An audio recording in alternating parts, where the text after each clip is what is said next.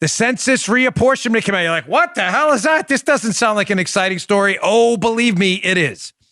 I picked an article from Kyle Kondik at the UVA Center for Politics. I put it in the newsletter again. It's an interesting piece. They're not necessarily the MAGA crowd over there, if you know what I mean, but their pieces are really informative. Census reapportionment. The seat trade-offs likely are to benefit Republicans. So what happened? Well, we just wrapped up our census count we conduct every 10 years. And because many states have lost population and many states have gained population, their representation in Congress changes. There's going to be two huge takeaways from this. The representation in Congress is about to change like nowski, like right now. So here's the map from the Center for Politics piece. You can read the piece and look at it yourself. Here are the states gaining and the states losing House seats in the 2020 apportionment. You'll notice again, there are going to be two takeaways here I don't want you to forget. Texas is gaining 2 seats. The great state of Florida, my beautiful home, the Sunshine State, where we actually like freedom and liberty, we're gaining a seat. North Carolina is gaining a seat. Colorado, Montana, and Oregon. Who's losing seats? You may notice a little pattern here, folks.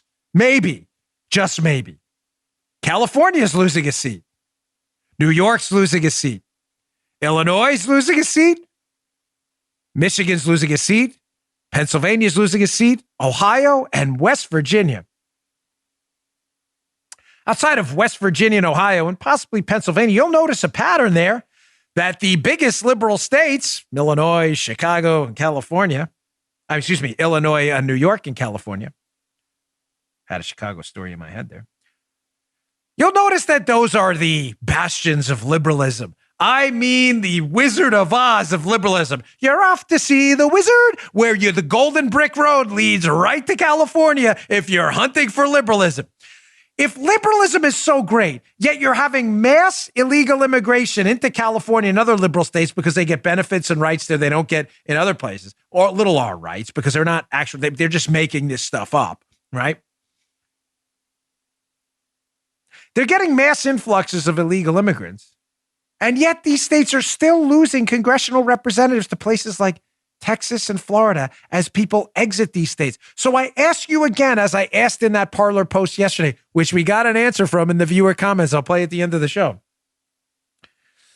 If liberalism is so great and socialism are so great, then why are people just dying to get away from it?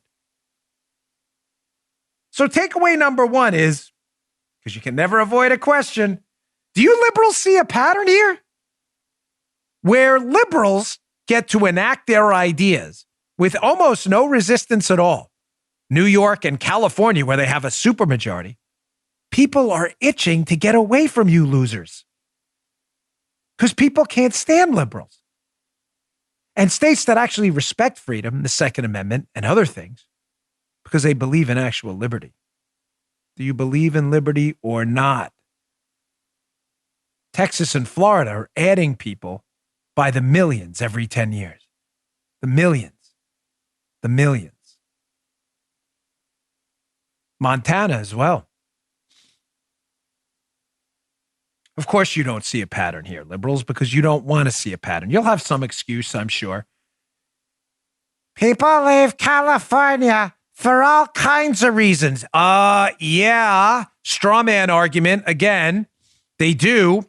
Which is interesting because when you ask them one of the reasons, usually the first or second reason is because of you idiots and your high taxes and anti-business environment. That's called a survey. You may want to try it sometime.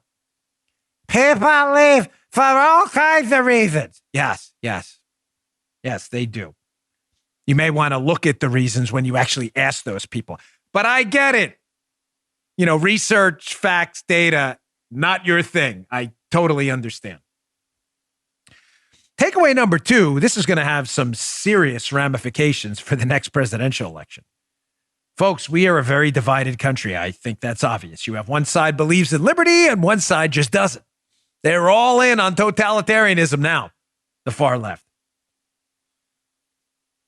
I think presidential elections in the very near future are going to be decided just like the last one was by a sliver, hence the recount in Maricopa, or the audit, in Maricopa County in Arizona. If they are decided by a sliver, and Texas now, because they have 2 more congressional representatives, they get 2 more electoral votes too. So does Florida. Montana gets 1 more. So does North Carolina. So, ladies and gentlemen, if we were to clean up in Texas, Florida, and North Carolina, you're now going to have 4 more electoral votes between those 3 states. Texas got 2 more reps. Florida got 1. North Carolina got 1. The exact same popular vote victory within those states now gives you 4 more electoral votes. See what happens in the next election there. Could be interesting.